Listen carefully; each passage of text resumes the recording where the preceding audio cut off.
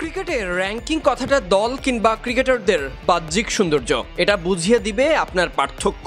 মাঠের ক্রিকেটে দল হিসেবে বাজে খেলে বাংলাদেশ যেমন র্যাঙ্কিংয়ে পিছিয়ে পড়েছে, তেমনি ব্যক্তিগত পারফরমেন্সের আলোকে অনেক ক্রিকেটারই এগিয়ে গেছে।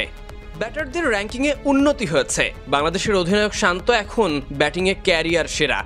আফগানদের বিপক্ষে এক ম্যাচ না খেলে প্রথম 2 ওয়ানডেতে 47 এবং 76 রানের ইনিংস খেলেন এই বাঁহাতি ব্যাটার। এরপর 11 ধাপ এগিয়েছেন। তিনি আছেন ক্যারিয়ার সেরা 24 নম্বরে।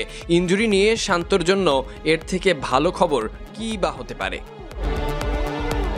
দল হিসেবে যখন ব্যর্থতার শীর্ষে, তখন দলের শেষ ম্যাচের অধিনায়ক মেহেদী হাসান মিরাজও পেয়েছেন সুসংবাদ। আইসিসির ওয়ানডেতে বোলিং র্যাঙ্কিংয়ে 9 ধাপ এগিয়েছেন। তিনি আছেন 23 নম্বর অবস্থানে। বল হাতে 3 উইকেট নেওয়ার পাশাপাশি ব্যাট হাতেও ধারাবাহিক ছিলেন এই ব্যাটার। খেলেছিলেন 66 রানের ইনিংস। অলরাউন্ডার র্যাঙ্কিংয়ে 4 ধাপ উন্নতি হয়েছে। 4 নম্বরে উঠে এসেছেন সাপ্তাহিক আইসিসির হালনাগাদ র্যাঙ্কিংয়ে।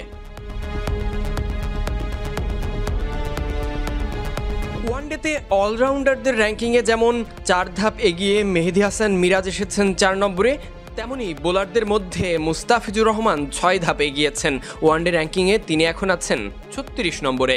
উন্নতি হয়েছে সৌম্য সরকারেরও। সৌম্য আছেন 85 নম্বরে।